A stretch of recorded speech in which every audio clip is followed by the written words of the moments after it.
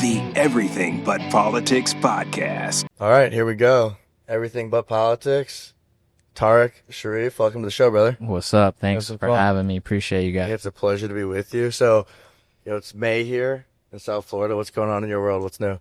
It's hot, man. It's getting hotter and hotter. This is the time of year I got to get out of town, man. It's too hot in South Florida. But just working, we got a lot of festivals coming up to wrap this year up and getting into 2026. So a lot of our focus on 2026 right now and just keeping the brand growing and grooving and rolling loud, baby.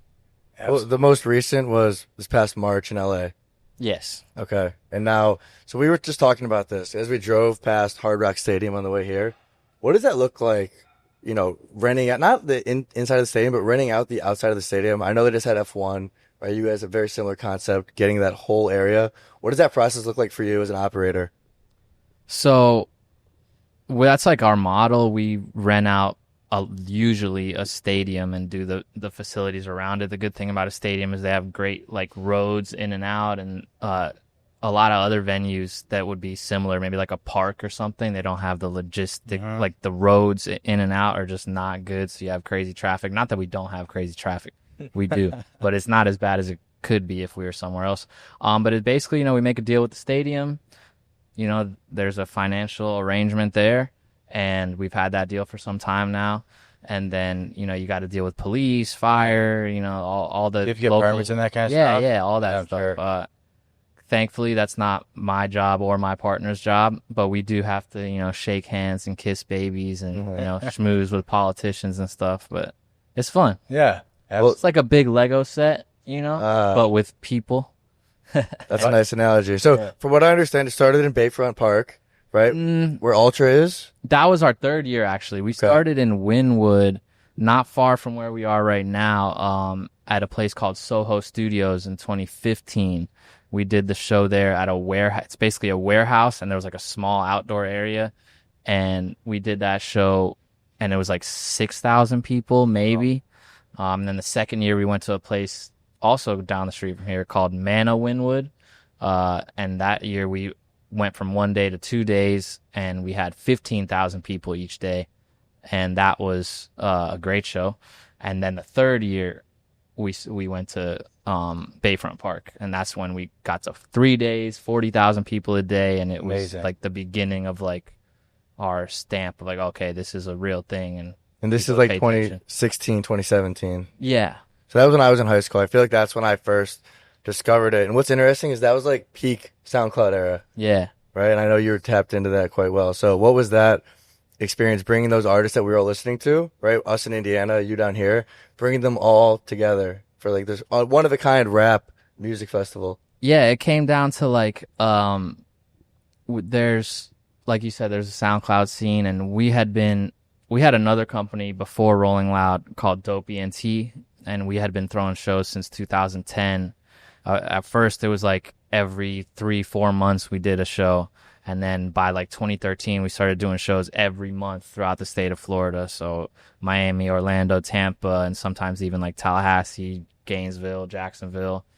And we started seeing at similar, because hip hop has a lot of subgenres. So there's there's turned up mosh pit rap. There's lyrical rap. There's more club rap, trap, stuff like that. And all the subgenre shows that we booked, we'd start seeing the same fans for that subgenre at the similar artist shows. So we were wait a minute, we could put all these artists from the various subgenres in one place and appeal to these archetypes of fans, these various archetypes, and make it so if you love lyrical rap, but your brother loves turnt mosh pit rap, there's going to be 5-10 artists you love on the bill, 5-10 artists he loves on the bill, and you guys are gonna both want to go and maybe share some things with each other. No, come on, you gotta come to this lyrical set, or no, you gotta come to this mosh pit set. So that was the vision. And also we were growing as promoters, and we hit a ceiling at 2,000 tickets, because above that you got to go to arenas, and the corporations like Live Nation or AEG, they kind of got a stronghold on the arenas. So we were like, let's start a multi-artist show at this warehouse. The rest was history. So when you are going in, on that, when you are booking these artists and you're dealing with these these companies, how many months in advance are you guys talking with CAA, United Talent? It's funny, like, it used to be, all right, we would, it used to be we couldn't even get, like, an answer, you know? Like, when we were first starting. And as more and more artists gave us a chance, then I started being able to reference, like, hey, we just booked so-and-so. You get some credibility. Yeah. But around a year in advance is when we start having like some light conversations, especially at the headliner level of like, hey, like what do you have going on next year? Are you dropping a new album? Like, oh, we should look at you to headline next year. But around like 6 months out, we're really like heavy booking, and really trying, because hip hop and really the music landscape in general, but hip hop specifically moves so fast. So you don't want to book too far out in advance. That's fair. And then they're like just super cold when you do the show. We do got to take some bets, but sometimes we win and we make the right bet. Like in this LA show that you mentioned, we bet on Playboi Carti, and he dropped the album literally like the day before the festival. How about that? Yeah. But other times you do that and they drop 3 weeks before, and that's also perfect. But other times you do that and they don't drop at all, and you kind of look crazy. Full circle with Travis Scott in 2025 was there in 2015. How cool was that? You mean 20? Yeah. So we had Travis Scott in 2020 or 2015 at the first Rolling Loud, and then our 10-year anniversary in December 2024. He headlined. And the first one, he wasn't the headliner. He headlined the second stage that could fit like 1,000 people. Like, it was a tiny little stage. Was that before or after Biebs in the Trap? Before. That was before Biebs in the Trap. Rodeo. That was days before Rodeo. Okay. It wasn't even Rodeo. It was like he had this mixtape on SoundCloud called Days Before Rodeo, which is now out on DSPs. He did a whole re-release. And I don't know if he went number one or someone else went number one that week, but yeah, that was a great time to be a Travis Scott fan, like, because it was like just like this underground thing, and then soon after he became massive. Yeah. Well, do you find yourself, after building relationships and booking different artists, becoming friends with them too? Some of them, yeah. Like, I consider like Playboi Carti a friend. I consider like a lot of the Florida artists friends. A lot of artists I'm friends with.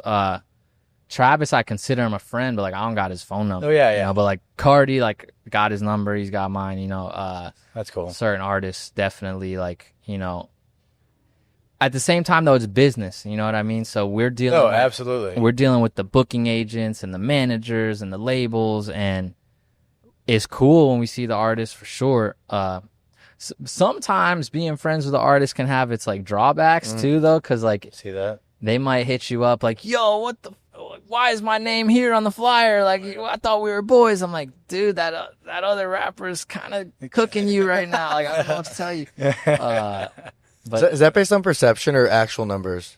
It's like a mixture. It's like we have like a gut feeling, but also there's you got to cite ticket sales, you got to cite streams, followers, social media engagement. Our biggest thing is like ticket sales, though. Like, if you did a show, how many tickets would you sell? Or when you did your last show, how many tickets would you sell? And as promoters, that's like something we really value. When you're talking about dealing with managers, you also are a manager. Yeah. What's that like? So I got into. It's funny because I hate promoters. That's not nice. I never wanted to be a promoter. Yeah.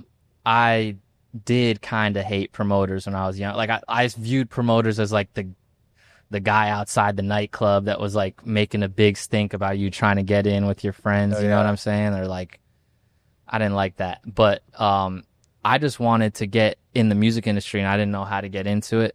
And I figured out like, well, maybe promoting shows could be the thing, because throughout high school we were throwing parties. That was like my thing. Like, me and my friends, like my partner Matt Zingler, and also like some of our friends we grew up with, we used to throw parties at my grandma's house, or at our friend Kyler's house, or our friend Jamie's house. And that was just to have fun. That was just to like hang out with girls, party, you know, like the high school vibes that you're just trying to like. This is before Project X. I feel like Project X was like written about us. I haven't even seen the movie. I just heard like what it was all about, and that's what we were up to.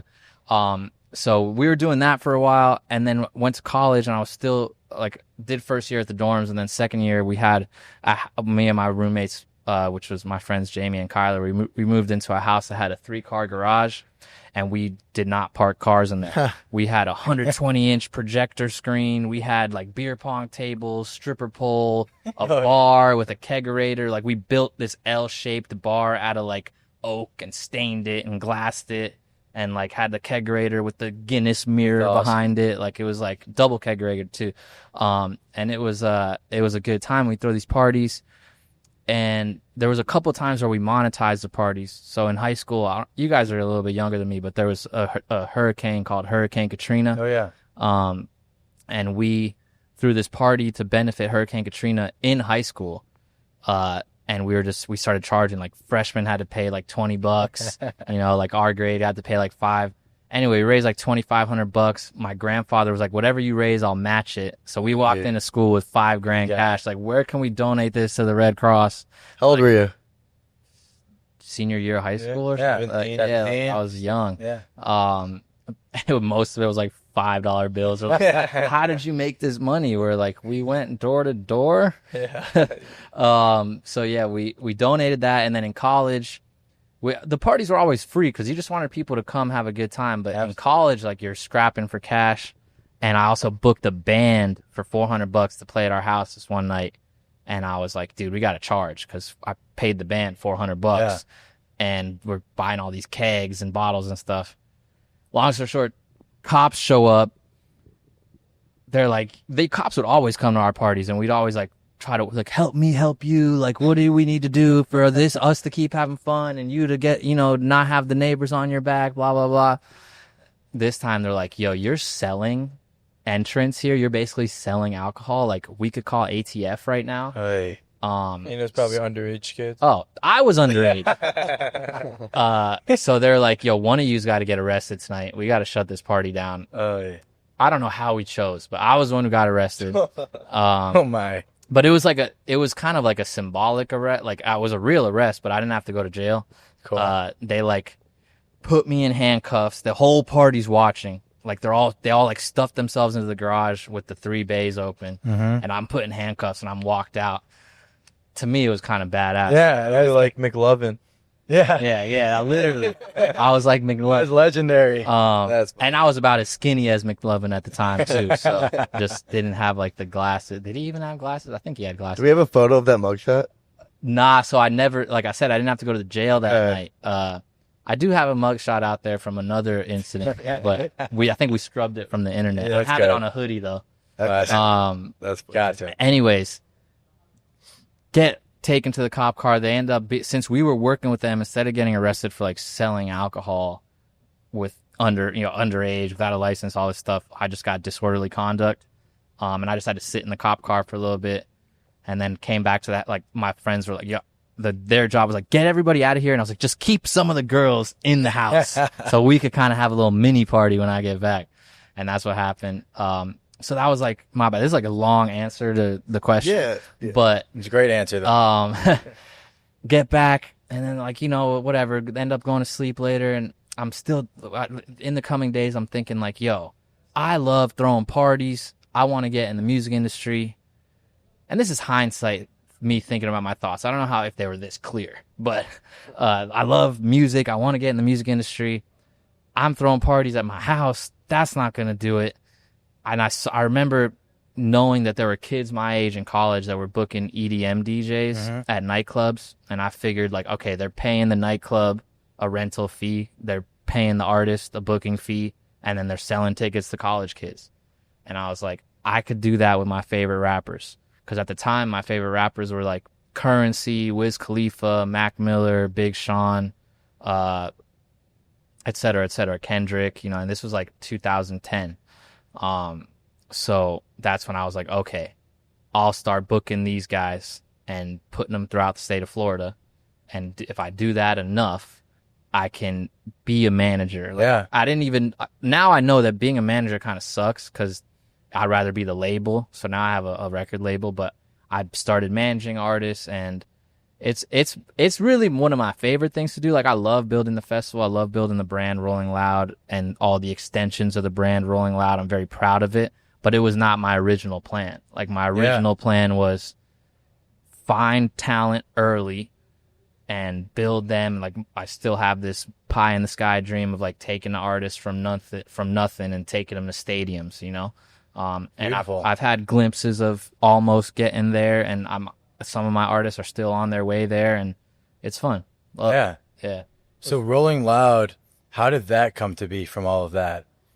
It was just, we were throwing the shows so consistently, and I think I kind of touched on this a little bit before, but we were throwing the shows so consistently that we needed a place to grow. We couldn't get into the arenas.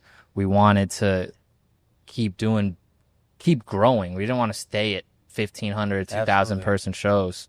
So again, with the EDM thing, right down the street from us, Ultra exists, and Ultra is an all EDM festival. And then, you know, up the road in Orlando and out in Vegas, you have EDC. And so we're looking at those two single genre festivals for EDM and being like, oh, we could do that for rap. Well, there was a rap festival before us called Rock the Bells, but that was for like the golden era hip hop, like Talib Kweli, Wu-Tang Clan, like, and we were like, nah, we're the new wave. Yeah. So you noticed that gap in the marketplace, right? And you looked at EDC, and I guess there's Tomorrowland too, but in the United States, you said, dude, like, no one's doing this. Like, this is something that we could absolutely put together. Was that you and Matt, like, masterminding that, or what was that process? Yeah, Matt and I have been friends since 4th grade. Like, we've done a lot of business together over the years, and I think, like, at first I was the huge hip hop fan. Like, Matt loved rap too, don't get me wrong, but I was the one that was like, bro, hip hop is the shit. Like, at first we did some shows that weren't hip hop shows in our career. Like, I've done a Steve Aoki show, I've done a Diplo show, but we did realize quickly, like, all right, our niche is hip hop. But definitely together we decided, like, we got to do a festival, you know. At first it was just like a branded show there, because we had worked with some other promoters before, and I noticed that one of them had this branded show down here. It was a company called Major Event Marketing. They're not around anymore. And they had a show called Fresh, and it was like anytime they booked an artist, they put the word fresh at the top.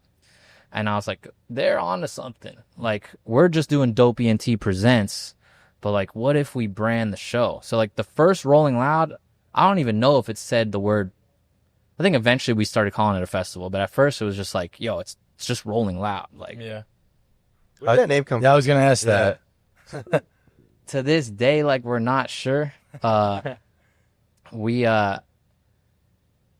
liked those like edgy names. Like, our first company was Dope ENT. Dope stood for delivering outstanding professional entertainment. Nice.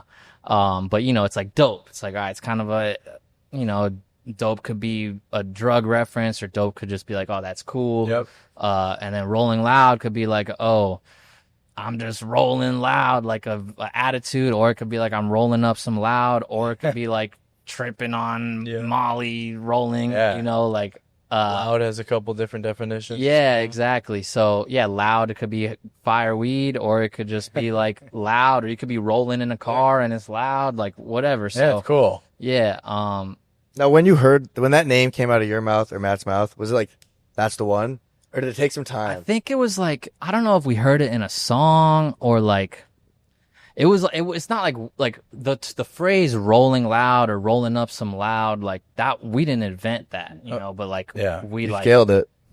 Yeah. Like, we can't, neither of us remember like exactly like the first time, but I remember us just being like, yo, Rolling Loud, that's the name. And it was like, sketching it on a napkin. Like the Dope ENT logo, I drew it on a napkin and on some paper, and then I designed it on Photoshop, found the font, pushed the letters together, and then the Rolling Loud logo, like, also like sketched it out, but then we got a designer to actually make it, paid $400 for the logo. since then we've done like a rebrand and the logo's kind of refined a little bit, but and we paid a lot more for it. Yeah.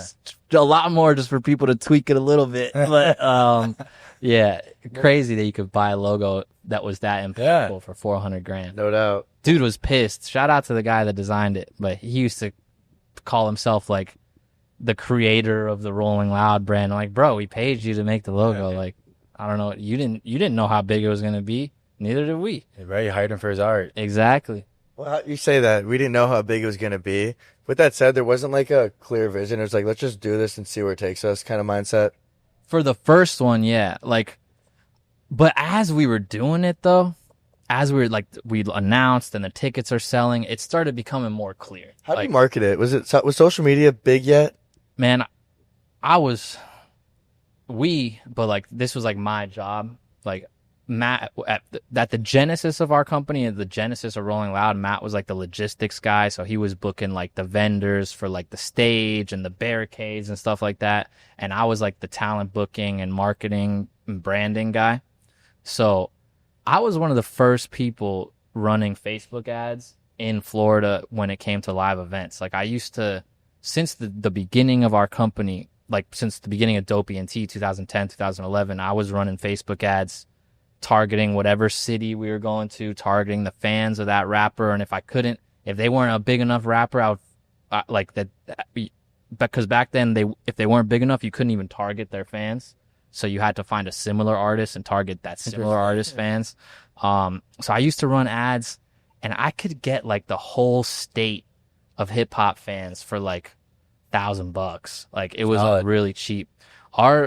Our CPA for the first Rolling Loud was like 74 cents a ticket, which is like unheard of. Like now our CPA is like, and if anybody watching this knows, like cost per acquisition, like our cost per sale marketing.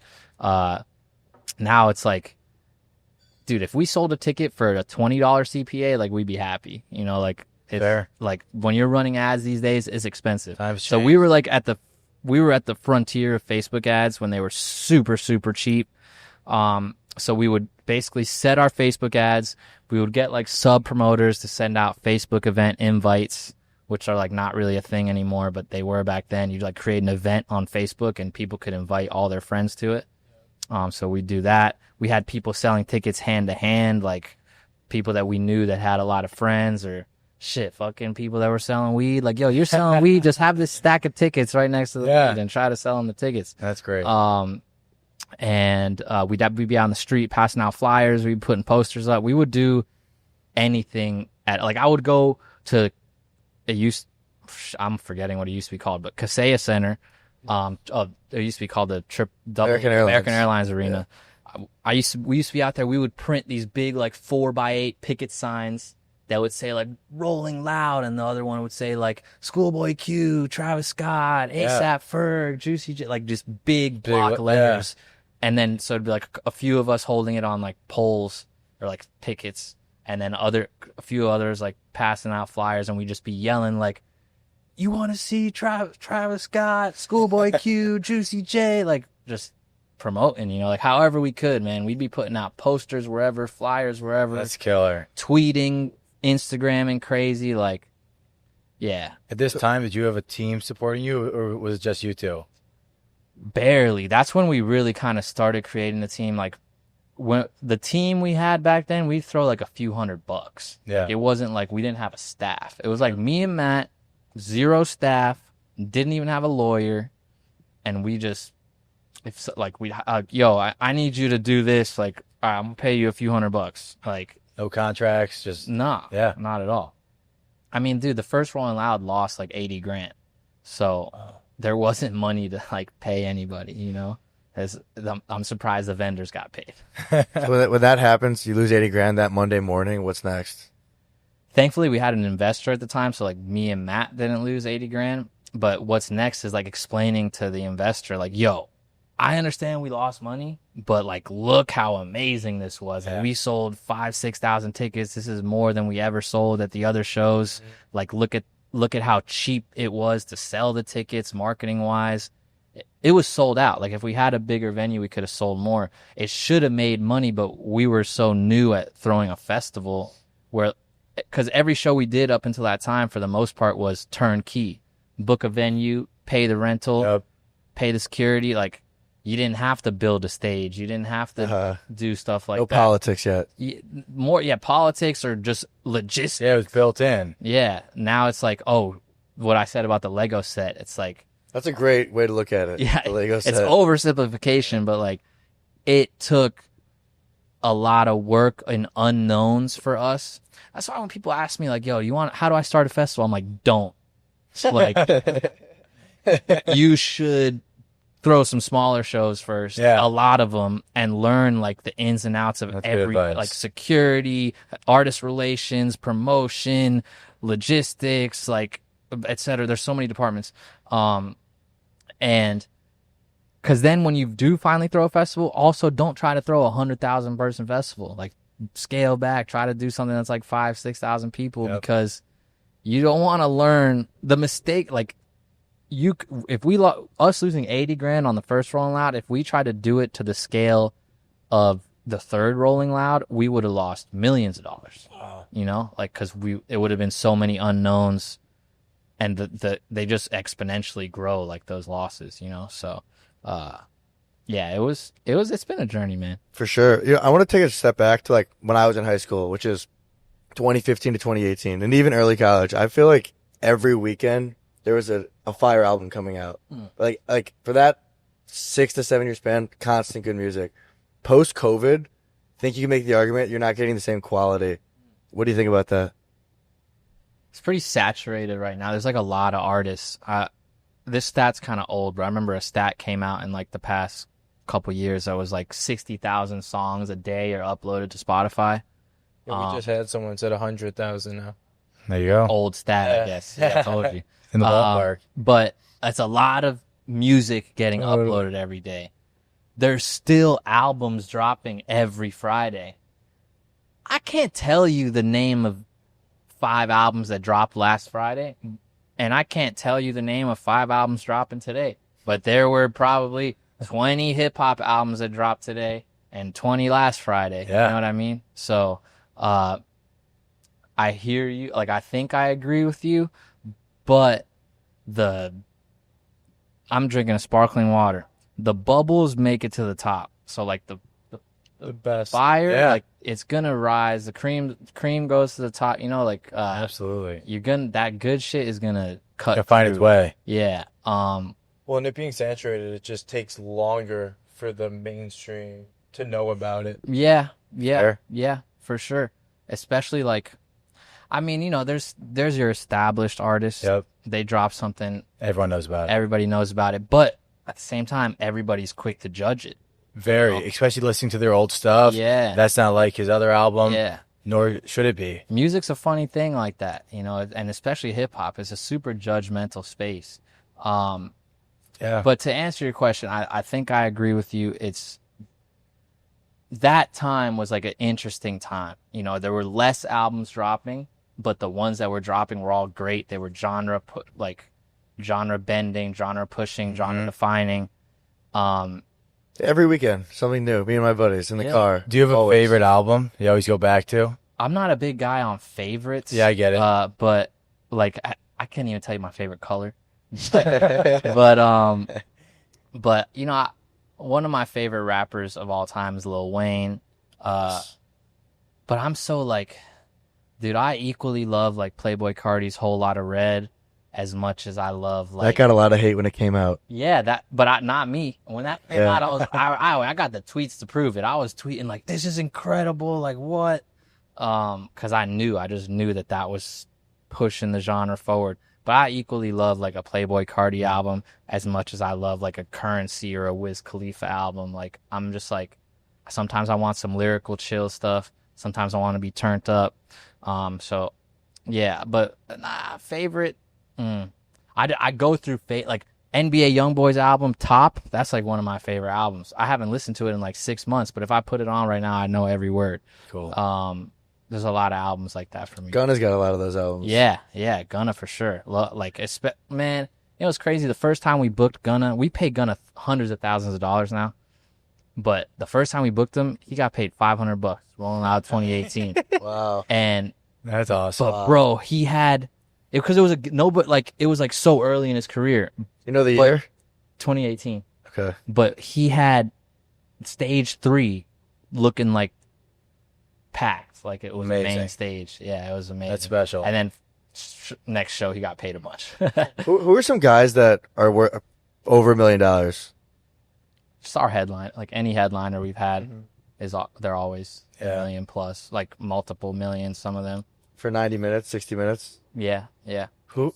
You hope you get the 90 minutes. Like the most disappointing thing that could happen is when you pay a headliner millions of dollars and they do 45 minutes and you're like, rah.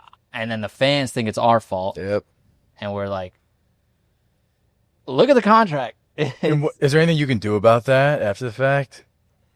So legally, yes, you could impose a penalty on the artist. Like, hey, pro rata, you were supposed to do 75 minutes. You did 45. We're going to dock your pay by that amount.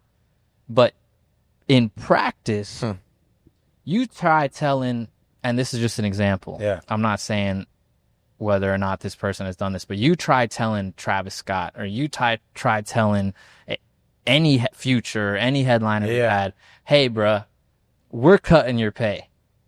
Not gonna like You know, that. they never And- It's probably gonna come they're back. like, I'm not, fuck you, I'm not coming back. So it's like, it's a game of, it's a leverage thing. Give and take. But we kind of have started being a little bit more strict about that, especially as we're getting to the place where it's time for us to launch new headliners. Like, I love Travis Scott. That's the greatest headliner Rolling Loud has ever had. Like, we grew with Travis from the first Rolling Loud where he wasn't a headliner to when we first started headlining him in 2017, 2018 to like continually headlining him until 2024 and just his fee going up. But at a certain point, it's like, bro, you're doing stadiums now. Like, you make more at a stadium than you make at the festival. Like, if you want to do the festival, you're going to charge us way too much. And it's time to elevate new artists. So like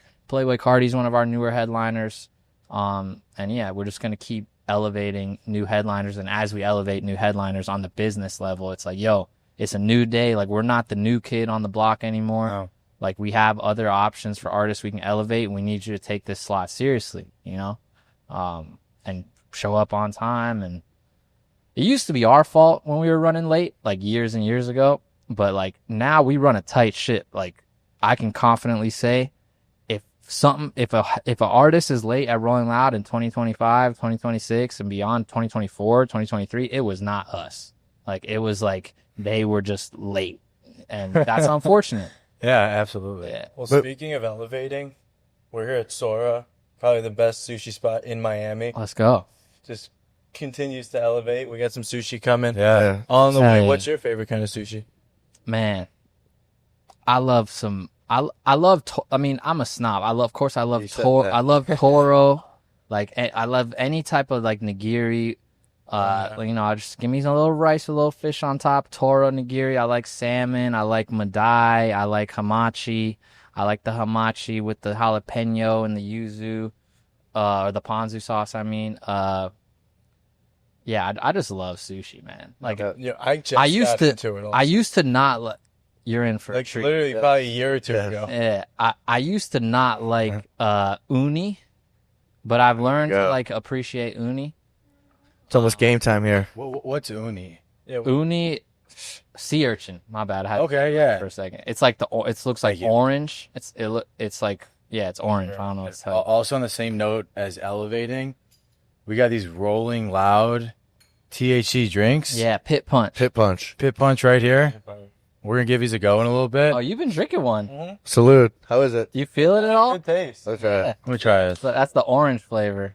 Like sherbet. I'll tell you in a second. I'm currently on a sober wave right now, but I'll be drinking them soon. It's these?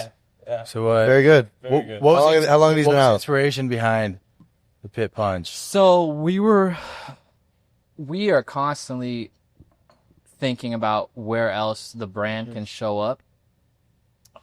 So we're blessed. Like the brand we developed is worldwide and synonymous with hip hop. At first, it was just a concert festival, and then we started doing merch and content and music, and it's like, all right, what else can we do?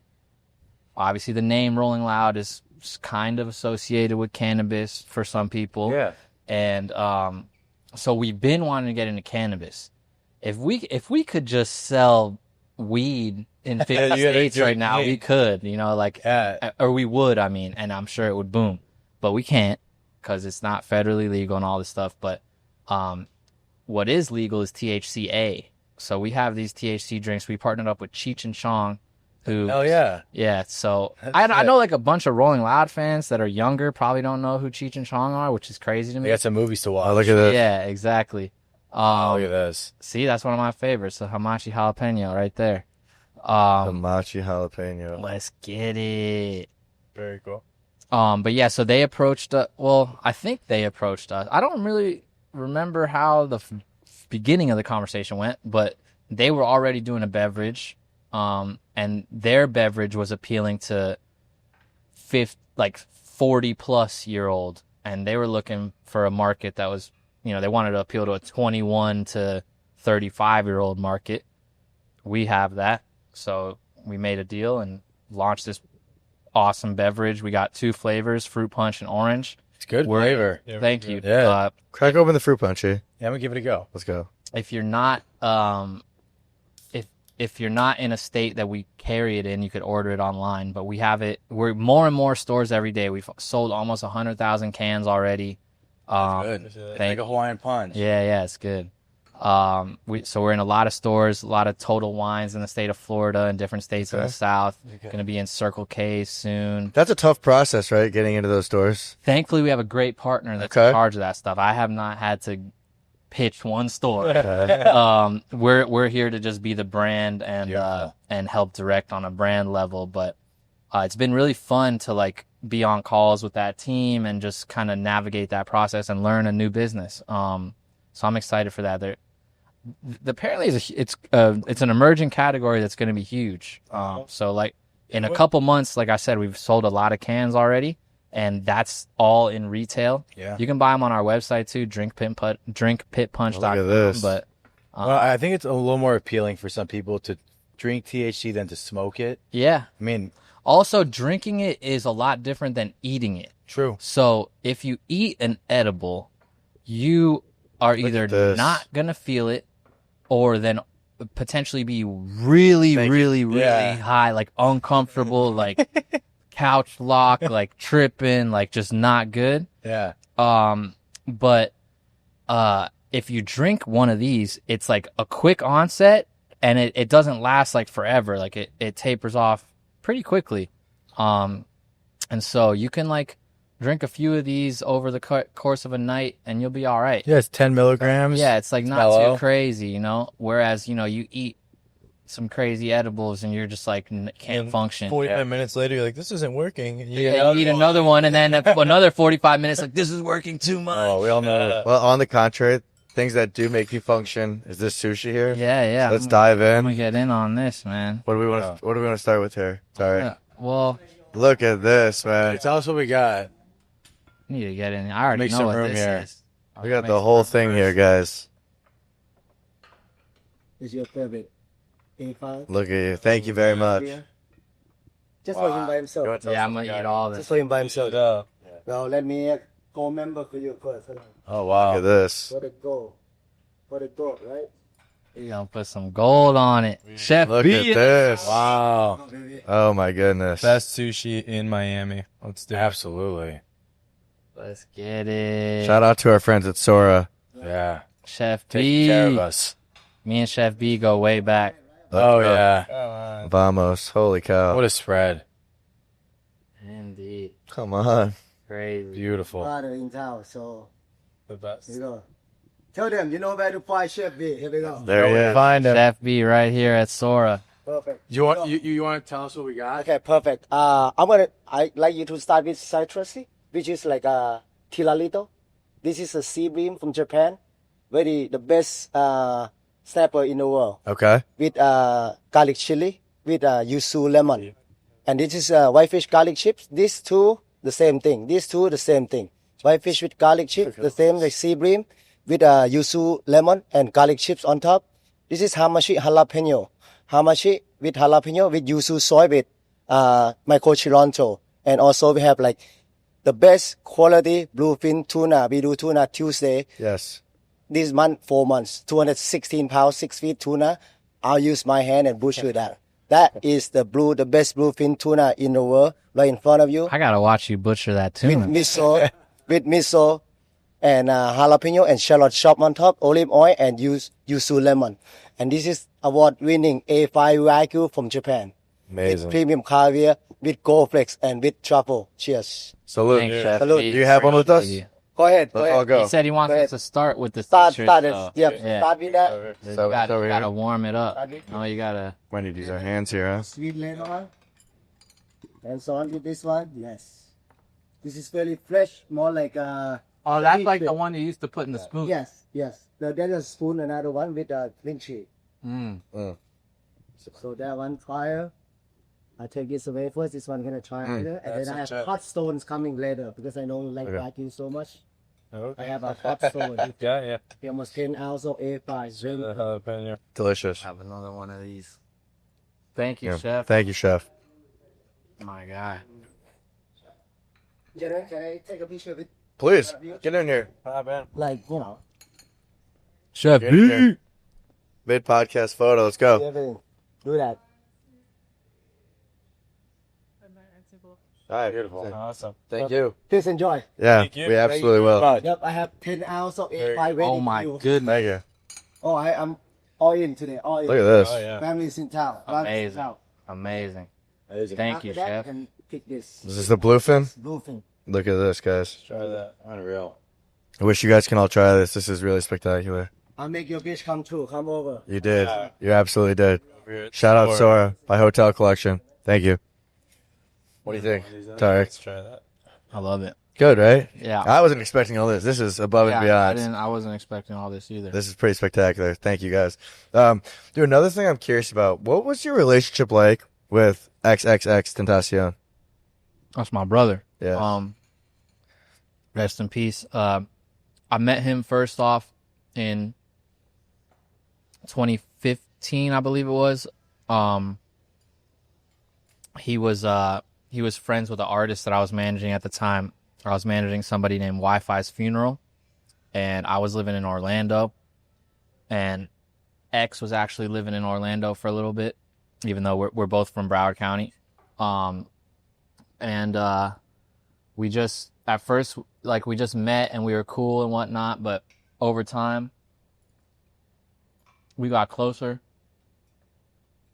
And then he was supposed to come on tour with us in 2016. We were doing a nationwide tour for Wi-Fi had released an album called Black Heart Revenge.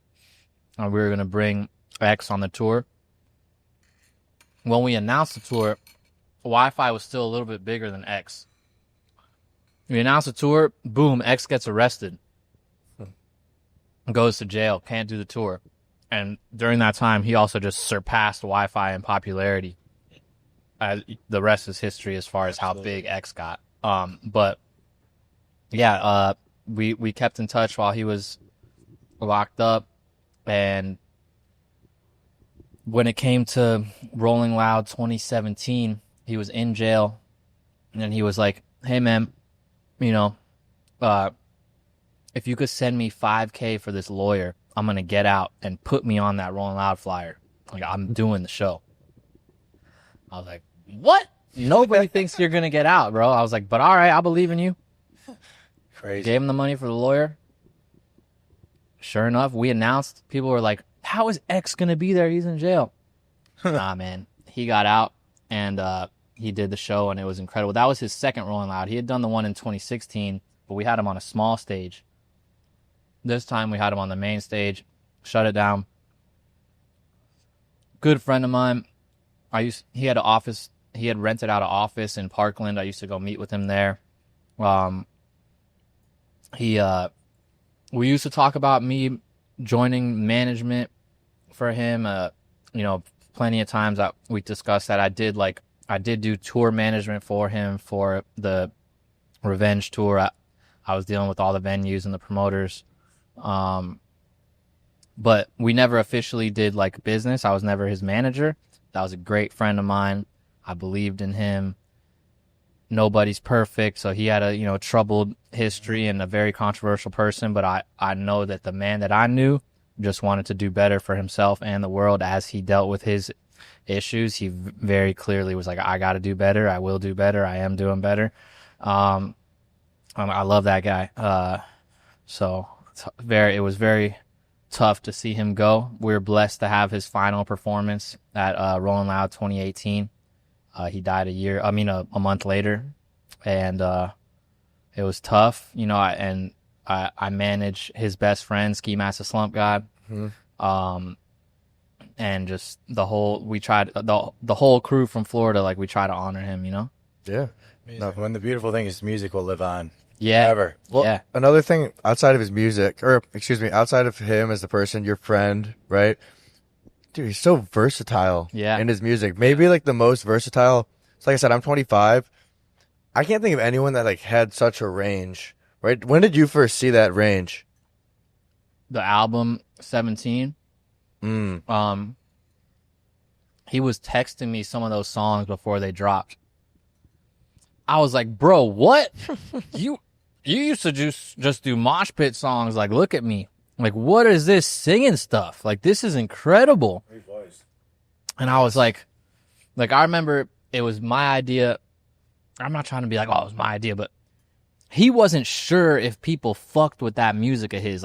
So when we were doing the tour in 2017, the Revenge tour, he wasn't sure if he should open the song with a turned up. I mean, open the set with like a turned up song. I was like, nah, bro, we're gonna have the curtains closed, a mic stand in the middle, and the curtains are gonna open, and you're just gonna hear, I dug 2 graves for us, my dear, and you're gonna sing, bro.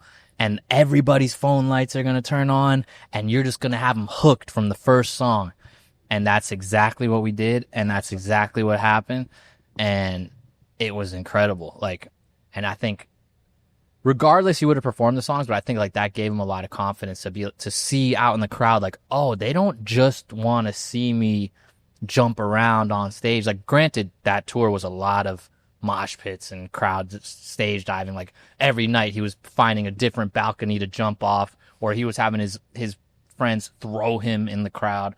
But versatile. He was also singing to the people, and they loved it. It was amazing. Like that album, Everybody Dies in Their Nightmares. Yeah, another amazing song. That album's got no skips. That's in my opinion, no skips. The measure of an amazing album is no skips. If it has skips, it can't be amazing. Well said. But if it's just let it flow, even if it's on shuffle, but you gotta let it. Most cases, you gotta let it transition into the next.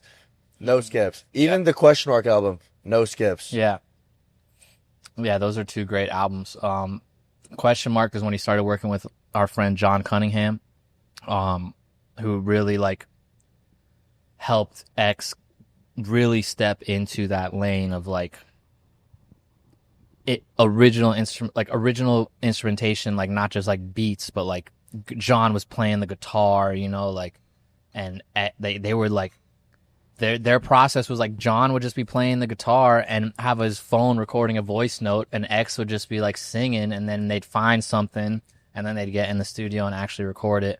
But yeah, I just remember just watching his evolution, and everybody expected him to just do more songs Look at Me, and just be turned up shit. Well, that's peak SoundCloud era. Yeah. Peak. That's what they thought. So they just they expected him to continue that, and instead he was like, watch this. I'm going to do the most unexpected shit. That's that butterfly effect. That 2016, 2017. I remember high school parties, the aux chord, right? That was the song on the aux chord. People would run it back. And we're from Indiana, like I said, so I could only imagine what it was like here in Florida. The song was on everywhere. Yeah. Right? And Kodak Black was also coming up at that time. Yeah, and then they had the song together, Roll in Peace. That song went crazy. Yes, it did. Yeah, man. I miss him every day. That was like that was the first death in my life that hit me like so hard, like of like a peer. Like it wasn't like when my grandfather died, I was really sad. I was 17 and it was like super sad for me.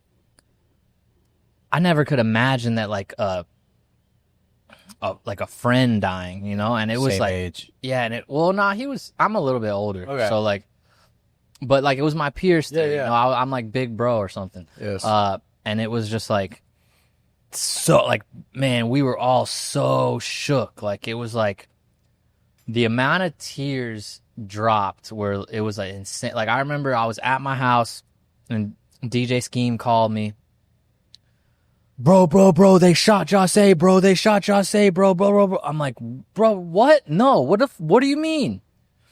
And then like looking on Twitter and like people had posted a video of like him in the car shot up. And like at this point, we don't know that he's dead, but we're like, man, when it was official that he died, like I remember I collapsed. Like I was like, this is a couch. I was like on the other side of the couch, like my back to it. And I just like fell to the ground and I was just like, what the fuck? And then like going to like the funeral and the memorial, like it was just like waterworks. Like we were all just like crying so much. We just couldn't believe it. Like, cause he was like the leader, you know, like he was the leader of all our, like of Ski Mask, of Wi-Fi, of Trunks, of members only in general, like, of Rob Banks and Denzel. Like X was the one like out in front, like carrying the torch for Florida, and like he also carried himself like a leader. Like he like brought everybody on tour with him, you know, like had everybody with him, following him. And it was just so crazy to watch like somebody that we thought was so untouchable. Like this kid was tiny, but he'd fight people bigger than him and win. Like he was like the craziest anomaly, and was a fighter, but also capable of so much love. And when he died, it was just, man, gone too soon. But while he was here, he had a legendary impact, you know? Right? No doubt about it. Yeah. Like I said, the versatility, the range, like Yeah. in my life, in your life, I don't think that anyone comes close. Nope. No. And then it's been wild, like how many artists we've lost since then. You know, Mac Miller, Nipsey Hussle, Lil Peep, Takeoff. I mean, there's I'm forgetting like PNB Rock. Yes. So many. Juice World. I know I'm like, whoa, hold on, I'm forgetting somebody huge. Juice World. I want to ask you about him, but going back to that era, the SoundCloud era, it was more like digital release, like streaming, not streaming, but like Spotify, Apple, whatever the proper verbiage is. The fucking Migos, bro. Yeah. They were huge. Like Yeah. the Culture album, even Culture 2, they were on every feature, Quavo. And then they had the Huncho Jack album, which came out, Quavo and Travis. I know Evan likes that album a lot. I listen to a lot of Migos. Yeah. You guys gotta eat this. Yeah, Crazy. okay. Let's do it. Salute. Migos, we headlined them in I think it was 18. I don't remember if it was 2018 or 2019. Right around the time of the albums you're talking about. Insane, bro. Like, you could get no bigger than Migos. And it's just terrible. It was sucked to watch them kind of break up and then for Takeoff to die, like, terrible. It's just tragic. Yeah. Yeah, Obviously, it's- Offset and Quavo are great artists. But I agree. Like, I think one of them said, like, yo, greatest group of all time, Migos. And don't get me wrong, I love Outkast. But, man, Migos? My generation, it's definitely Migos. Yeah, like, they did their thing, man. Well, what a blessing, too, that you created Rolling Loud during, like, this huge growth in the rap industry and hip-hop industry. You have all these amazing experiences that are just something you'll live with forever. Dude, amen. Thank you. I try to keep that in mind, you know, like, bro, I was just a fan. Yeah, no. I just loved music. I was just trying to throw parties, love music, figure out how I could work in music, because I couldn't think of anything else to do for a job, you know? And for it to have unfolded in the way that it has and just to be so blessed to be a part of music and hip hop and culture history like that is just nothing short of a blessing for sure. Did you ever have a real job? Yeah. Was it? My first. Oh, hold on. I used to walk dogs and like watch people's dogs when they were out of town. I'd get like $10 a day, and I thought I was balling out of town for like 7 days. I got $70. Fuck yeah. But then my first real like paycheck job was at a surf skate shop in Fort Lauderdale called BC Surf and Sport. It still exists. It's on Federal Highway. You got to not let them cross in the back. Pro tip on the chopsticks. Yeah. You heard it here. I've been struggling with some chopsticks today. You want to hold them far back and just like this. Hold it like a pencil like that. You don't want to, like, if you're putting them too far forward and you let them They got to be separate. back, you're cooked. You got to be over here with it and just like, you know, so you grab it. I like that. I'll do a cheers with you on that. I'll do the hand. I'll use my hands up. Well, technically, nigiri, you are supposed Salute. to eat with your hands. This is really outstanding. Cheers. Thank you, chef. This is fucking terrific. How do you like it? Delicious. Amazing. What was the question, though? Real job. BC Surf and Sport, I was making minimum wage, $6.40 an hour. And I loved it, though, because I grew up skateboarding, surfing, all that. Anything with 2 feet on one board, I love. And I love the job. Like, I love the idea of the job. I didn't love that I would work a shift and make, like, $38. Mm-hmm. You know, I thought that was kind of trash. How old were you? 16, Hey, you're a kid. How old do you know? 35. Okay. So I didn't love that part about it. And I also didn't love that the manager was insistent on, like, when there weren't customers in the store, that I should just go around and, like, fold clothes that were already perfectly folded. It's like, This one's cold. bro, there's got to be something better I could do than just unfold a shirt and fold it again. Like, yeah, I don't even get it. I'm not really sure to this day what the point was. And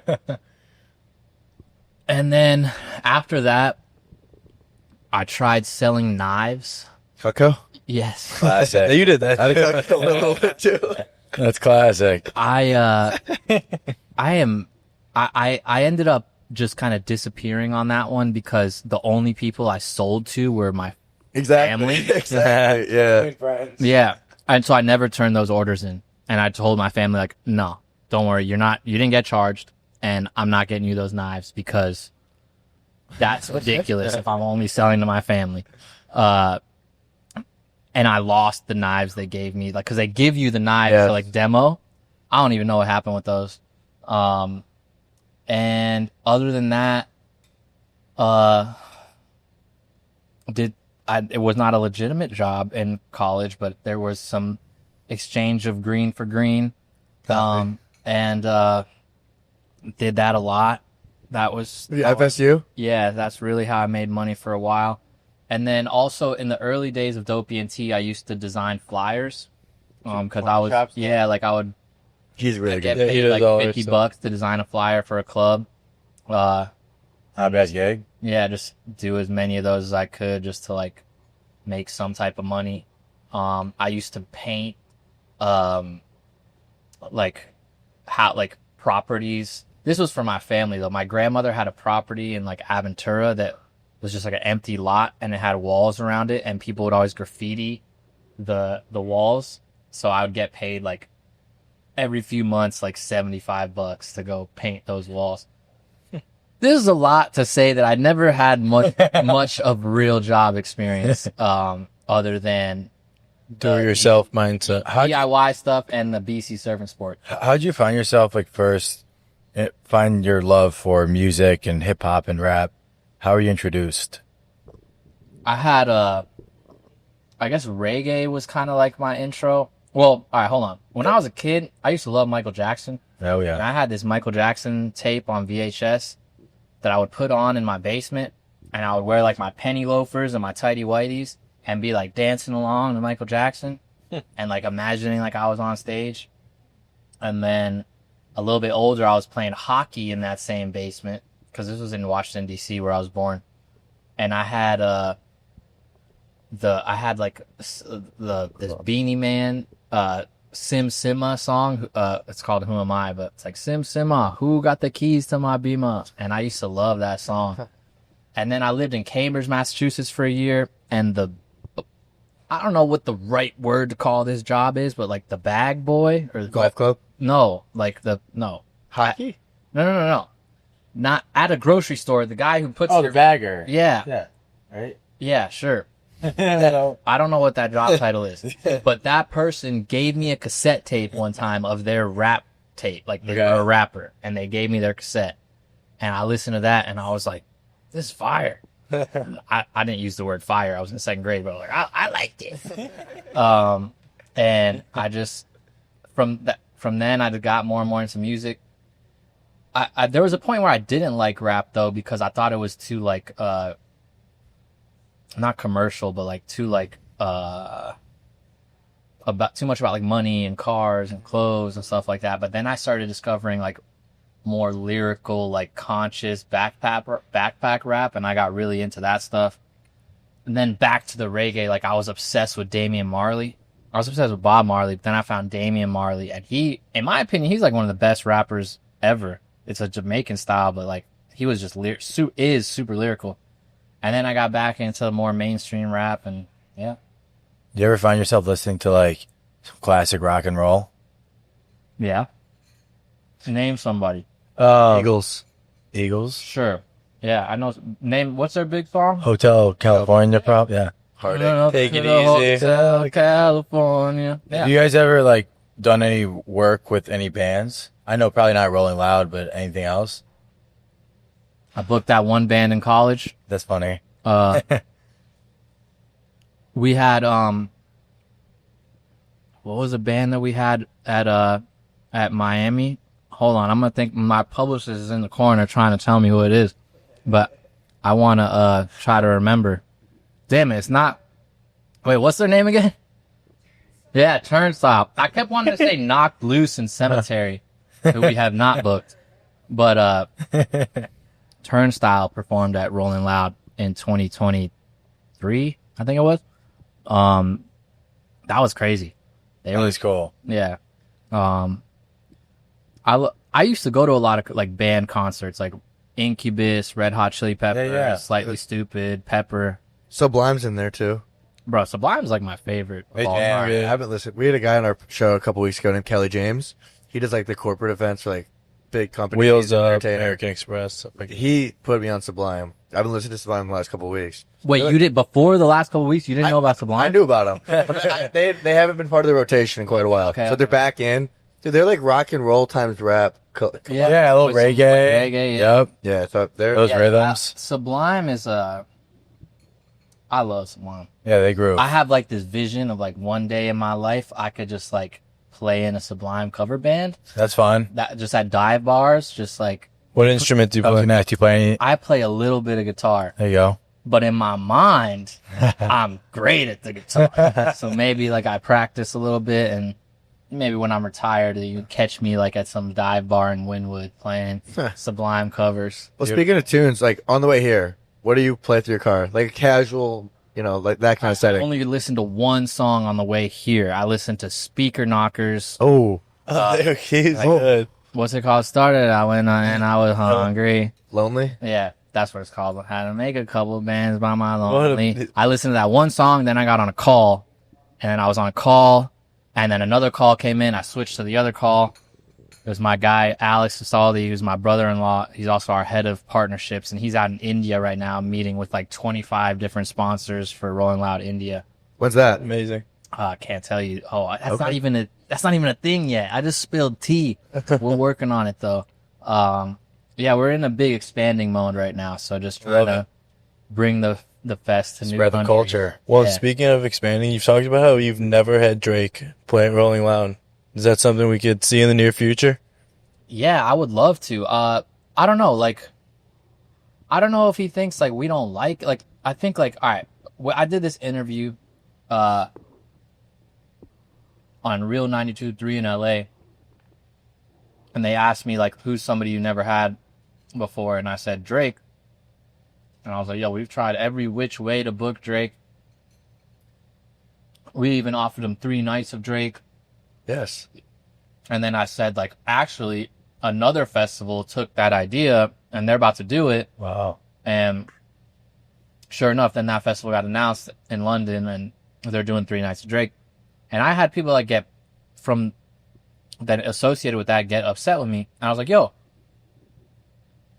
I want you to play I don't not like you. Like, I like Drake. Yeah. I love Kendrick. I love Drake. Like, I'm not in the beef. No. Oh, yeah. I got nothing to do with Nothing to do with you. And Drake, arguably, look at the numbers. Like, he's the biggest. Hey, he's killing it. Like And last decade. I've literally met the guy in person. We expressed the mutual respect. He tunes in to Rolling Loud live streams. Like, we've talked about, like, yo, one day we got to get you on the festival. We've offered every year.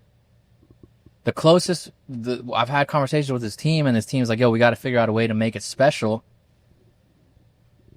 I don't know how to make it special. I was like, yo, you could do 3 nights. I was like, you could curate the whole lineup. Like, we could do a whole OVO build out. Like, Yeah. I don't know what you mean by make it special. Like, I think just you headlining Rolling Loud Makes it special. is special. Rolling Loud Toronto. Yeah, we was did. gonna We say. did Rolling Loud Toronto once. We'll make it He happen. literally wasn't in Toronto, and then we weren't live streaming that show. And he hit up DJ Charlie B, who's a DJ from Toronto, and he was like, he sent them a voice note that was like, yo, like, can't you tell Maddie, like my partner Matt, he called him Maddie, like set up like a private link or something. And we literally sent him a private YouTube link so he could watch the show. Wow. It's coming. Yeah, it's a matter of time, it seems like. So I doubt that the man is going to see this, but if he sees this, I like you. I got no issue with you. I don't care if DJ Scheme played Not Like Us in Toronto. I told him don't play the song. Like, I like you. You were nice to me. I've never had an issue with you. I would love for you to play the show. We would pay you as much as we could pay you. Like, I think the fans would love it. I don't know what else to say. Copy. Understood. So you going back to the global scene, you've done Portugal, you've done Bangkok, it wasn't Bangkok. It was Thailand, but it was Okay. in Pattaya. Okay. So you've done, you're global, right? You've built a global brand. How do you scale out of North America? License deals. So basically, we don't take risk outside of America because it's not our markets. So we find capable, established promoters or companies with good funding to license our brand, pay us a license fee, and then pay for all the expenses. And we'll do the booking, we'll lead on the marketing and the asset creation and all that stuff. But they've got to put up the money, and then after break even, we do a profit split. And that's been our model for how we expand. That won't work for everybody. You got to have a brand. Yeah, you got to have a brand, yeah. You know, so that's Well why said. I'm so focused on the brand, you know, just trying to have Rolling Loud top of mind. Absolutely. Got the chain on. Got the chain on. That's cool. You see, which I don't usually wear, but if I'm going to be on a podcast. Yeah, right? You wear got to a chain. represent. I also usually wear an Apple Watch now, but I threw the nice little Rolex on Good. today. Beautiful. But, yeah, that's why, like, we're doing a movie. Like, everything we're doing is to grow the brand. Yeah, can you tell us about that? I was researching that a little bit. It's crazy. So I got to give credit to like the genesis of this to my partner, Matt Zingler. So, and I got to give, the most of the credit goes to Jeremy Gerlich, but then Matt. So Jeremy Gerlich is a movie director and writer. He wrote The Hangover. Oh, And I think he kind of like ghost directed The Hangover. The Hangover movies were directed by somebody else, but Todd Phillips. yeah, but Jeremy was involved for sure. And to my understanding, he wrote the movies. I don't know. Jeremy did something on The Hangover. I don't know what you're allowed to say publicly. He was involved. But Jeremy went to, am I allowed to give all this away? Jeremy went to Rolling Loud with his son. They got separated from each other. He got a little scared. He found his son, and it was like, cool, all good. But then it gave him the idea for this movie where his son, a father and son go to Rolling Loud together. And I don't want to give too much away, but like everything goes incredibly wrong and right, you know? And it's a comedy. It's a hilarious movie. Like, I remember when I first read the script and I was like, this is I was just laughing out loud as I was reading it. I was like, this is fucking hilarious. So we worked for a while on the casting. It was really fun to work on that. I've never worked on a movie before, but I was part of the casting, part of the decision-making process. We casted Owen Wilson, Matt Rife. I don't think I'm supposed to talk about the artists that are in the movie, but there are artists. They're actually on Wikipedia. It showed The Weeknd. It showed The Weeknd Sexy is Red, I not think. in the movie. So it was So totally someone Fugazi'd it. I think I can say Sexy Red is in the movie. Yeah, she was on there. But yeah, there's one artist that's huge that's in the movie that I can't say that's in the movie yet until he sees a cut of it and says he likes it. But Fair. there's a very important Rolling Loud artist in the movie, and there's a handful of other important Rolling Loud artists in the movie, and I'm in the movie, Matt's in the movie.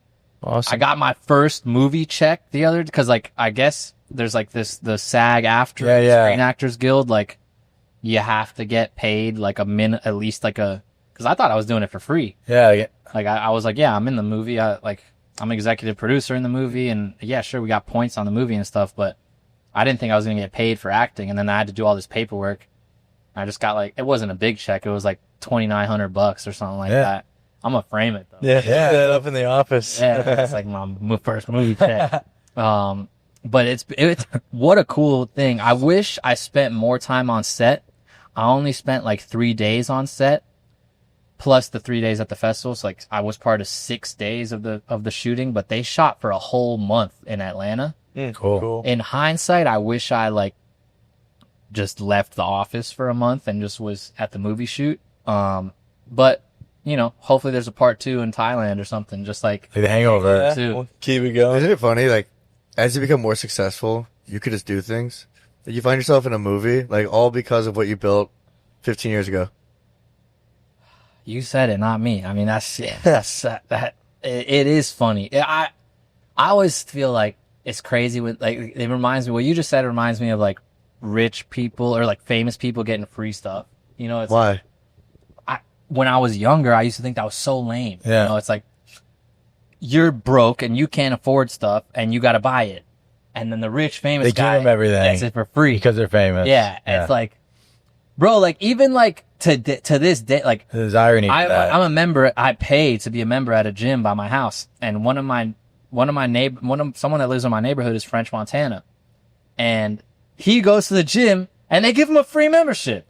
I'm like, well, I brought him. So what's up? funny. Like, what's up with my membership? Like, Well, no, I'm just kidding. But like, That's it's great. funny. Like, I don't know. I don't know what I believe in. I believe in like a higher power, God, something. But I don't want to get denominational on here because I'm sure there's viewers of all types of walks of life. But I think like the law of attraction, prayer, I don't know, just like keep working on yourself, keep putting out good energy into the world, and hopefully it comes back.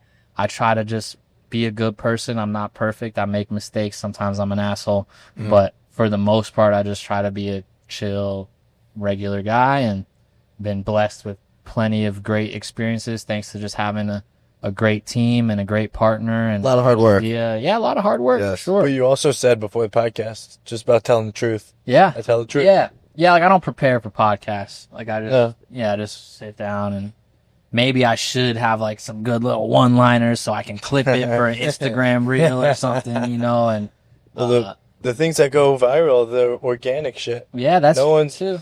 But no, I gotta have a hook. Like I need like a 2-second hook to stop the scroll, and then like Do you envision a Rolling Loud podcast?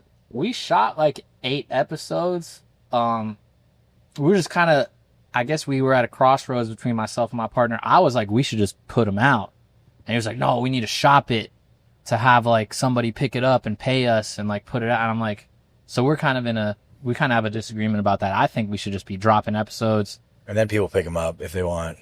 That's how it works in the music industry. That's what a I lot. think.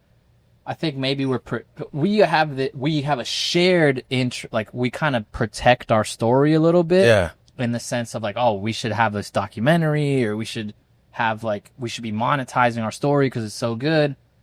And I'm just kind of like less and less believing in that, and more so just like, bro, just tell Let it fly. story, man, you know? So Especially with all this free information, right? Yeah. Well, Everything's free. and if people like it enough, they'll want to Yeah, pay then you you. get paid. yeah. It's Like, like you're at the point now where people like admire you and what you've built.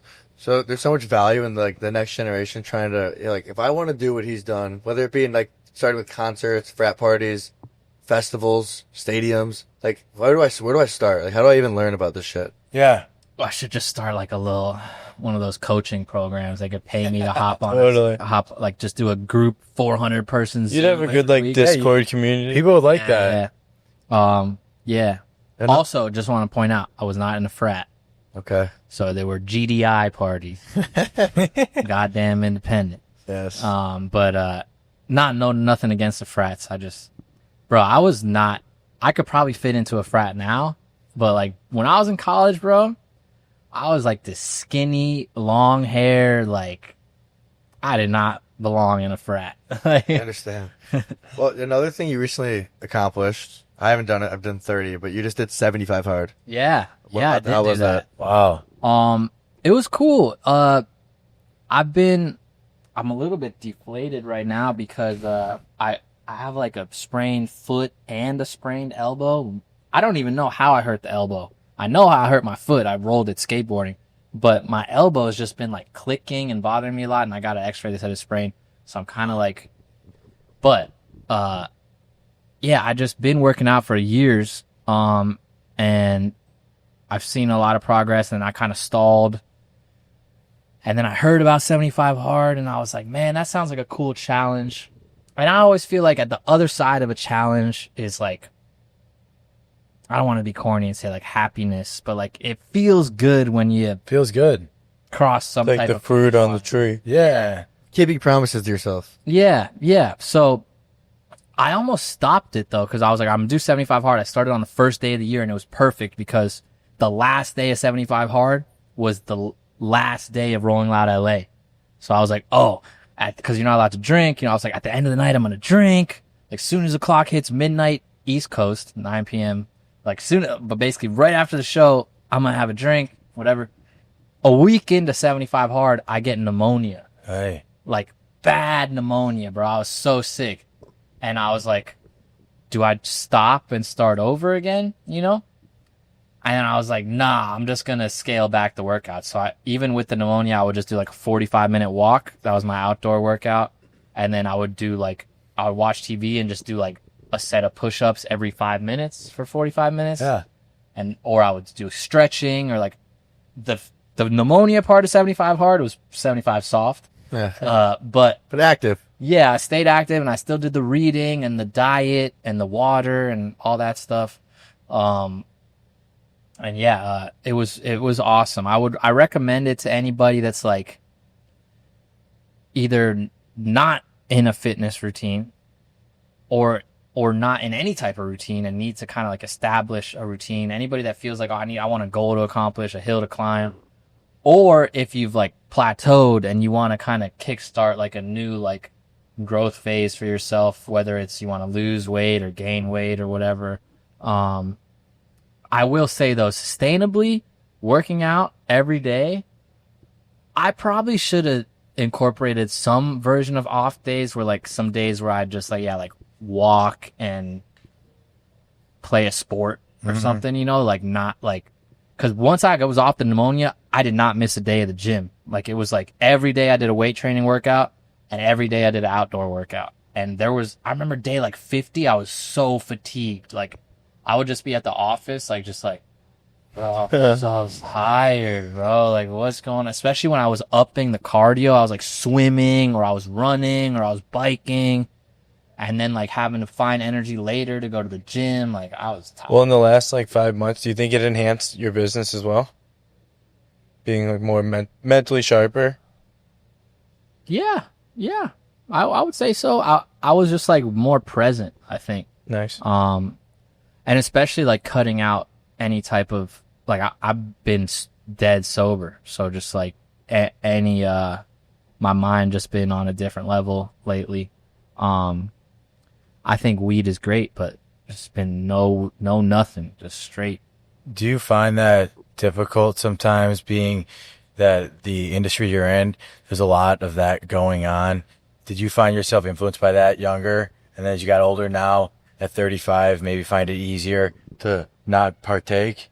Yeah, I think like the greatest part about it is I don't really like drinking. Mm-hmm. I like drinking when it's time to party. Like when I got something to celebrate, that's the thing. I don't want to have one glass of wine. Yeah. I want to like drink The 8 bottle. shots of tequila, you know, like, and be lit and all of us like, yeah, wow, raging. That's my type of drink. Yeah. Dude. And so when you know that like that's where you're going to go with it, it's pretty easy to be like, nah, I'm good. And another thing I found is you can kind of fake like you're drinking if you just have a sparkling water with some ice and a lime. People are just going to think you're drinking. So, definitely a fake bit of Something I've noticed with guests we've had who are all successful is no matter what they're doing, whether they're business, drinking, whatever, they do it hard as fuck. Like whatever you're doing, you go do all it in. hard. You gotta go hard. Yeah, you can't half step in anything. You know what? Just one more thing about the drinking. There's so much information out there now that drinking is just bad. Yeah, it's terrible. It's like the more I look into it, my goals of like whether it's muscle building or living a long time, longevity, brain function, like everything about it is like that's not good. That's the opposite. Yeah. That's the thing So- that damages. I would like there's a lot of studies of like what happens if you drink 1 drink a day, 2 drinks a day, 3 drinks a day. They have a lot of those. Yeah. Or like what happens if you only drink on the weekends? I need the study for like what happens if I drink once a quarter and drink a lot. Yeah. I know that study. Like how is that gonna affect me? Because I hope the answer is you're good. Do it once a quarter and it's great. Yeah. 'Cause in that case, it's like all right, quarter's over, party time. How to rock and roll. Yeah. That's so Yeah. funny. Come on, a great party is a great party. Yeah. And like I could party sober. I can have a good time sober, but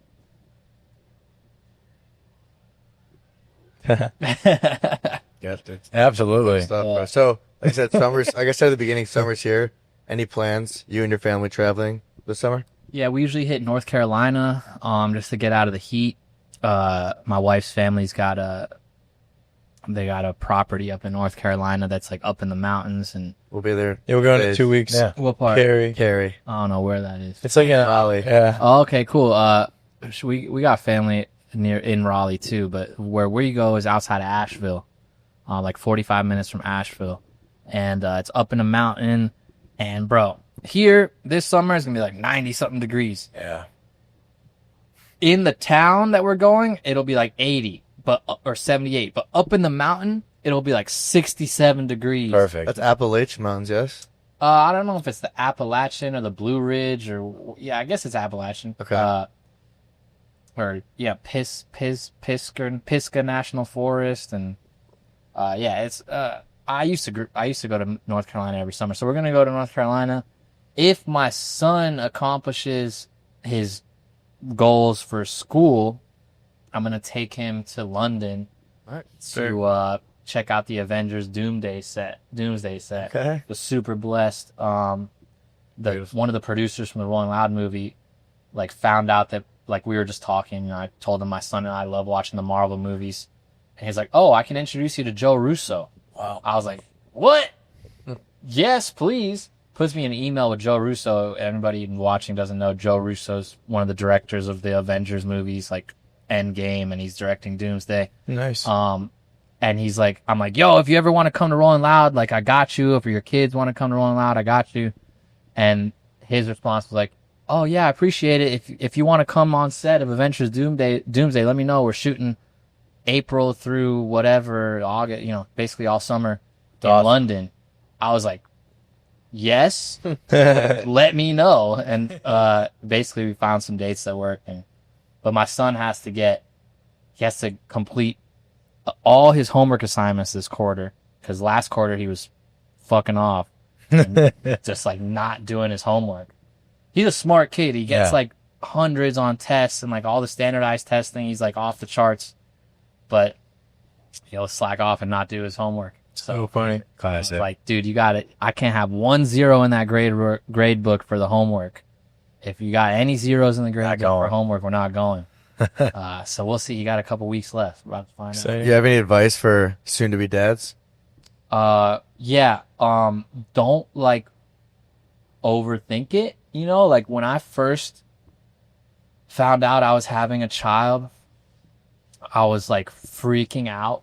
You know, I was 20 years old and I was broke, and I was always like pro-choice and pro-life, in the sense that I was like, a woman should have the right to choose, but if me and my girl or get pregnant, or she gets pregnant, like we're gonna have the baby, you know, unless she doesn't want to, like, you know. Yes. I would vote for having the baby. But as soon as she got pregnant, I was like, hey, yo, like, I am not ready for this. Like, I'm looking at myself in the mirror like, you are not a dad. Like, what? No way. Like, you cannot be a dad. And just to like really think, like, a lot of fear, like, I don't have enough money, I don't have enough resources, I'm irresponsible, I'm this, that, the third. I don't have a dad figure to model myself after because my dad left when I was 3, like all these things. But what I found was, man, if you can just commit to like not leaving and staying in the picture and just moving with love and just loving on your kid, like, you're going to be just fine. So I don't, the practical stuff, like, instead of giving any dad advice on like, oh, you need this stroller, or you need to do this system, or you need this chest rig, or like, nah, man, figure out what works for you. Don't spend a bunch of money on all that bullshit, what I will say. You don't need all the expensive stuff. But like, hopefully try to stick with the mom and, just be around, you know, just love on your kid. And beautiful. They're gonna, especially if you have them young, like me, they'd end up raising you. Like I always say, like, my son raised me. Like he made me a man. That's cool. Well, having a kid, how did that fire you up to like, okay, it's time to win? Oh, can't get much more motivation than that. Yeah. Guy behind the camera's been nodding at me this whole time. I think he might have a baby, or he got one on the way or something. Yeah. So it's like, you just gotta, that's the motive. That's the greatest motivate. Someone made a YouTube video once that like the reason for the success of Rolling Loud is that myself and my girl had a baby. You believe it? Partially. Might be one of them, yeah. Yeah, it was a huge motivating factor for me. But I think Matt and I always wanted to be great. We always had a chip on our shoulder. And, you know, like, Matt was kicked out of school when we were kids, and I was always kind of counted out as like somebody who's just kind of like a jokester, you know what I mean? So, or somebody who just was all fun, games, no work. Like, and I always got the good grades, and everybody was like, oh, that kid's smart, but like, he can't apply himself type thing. But was there ever a time you believed that? No, I always thought I always knew what I could do. I always knew that, like, bro, I'm fucking smart. Like, and I say that with humility. Like, I understand. I always knew, like, I know what I'm talking about. I know what I'm doing. I just don't know what I want to do. But I was like, I always had like conviction. I always had this like feeling like everything's going to work out if I just like keep at it. I've never had, the only fear I ever had in my life was when I found out I was having a kid. There was like a long period of fear. But as soon as I got over that fear, never had fear again. Beautiful. Amazing. Yeah. Tariq, this has been, I think it's a beautiful place to conclude. Hell yeah. Where can everyone find you, Rolling Loud, and all else you have going on? So Rolling Loud, you can find at Rolling Loud on all socials. Yep. Hit us up, Rolling Loud, TikTok, Twitter, Instagram, X, my bad, not Twitter. YouTube. We're almost at 1 million subscribers on YouTube. Congrats. 2 million on Instagram, 3-point-something million on TikTok. So hit us up on those. My @ is at Tariq Cherif on all socials. Tap in with my artists on my label, you know, my management clients. We got Ski Master Slump God, DJ Scheme, Chow Lee, Danny Towers, Hoosh, Drown Millie, Isla Bin That, Sammy Tsunami. Did I get everybody? My producers, Henry Dayer, Trey Bando, Farsi of Wallace Lane, Nabil, Jay Cruz. Yeah, tap in with my guy Fast Ronald, the comedian I just started working with. Yeah, man, just stay in tune with the universe. Get yourself some PitPunch. Sir. Drink PitPunch on Instagram. drinkpitpunch.com. In a store near you. There's a store locator on the website, or you could just buy a case online. And appreciate you guys. Keep it locked in on the podcast. This is episode number 140. Yes. Yep. Episode number 40. 140. These guys haven't missed a week for 2+ years. So Mazel Tov, my brothers. Keep it going. Cheers. Thank you. And, We appreciate you coming on. Yeah, man. Yeah, and big shout out to the Abood family for hosting us here at Sora, the entire Hotel Collection team. Thank you so much. Future is Cheers. bright. Chef B. Yes, and him. Thank you very Chef much. B. All right, absolutely. Hell yeah. Thanks, brother. Awesome.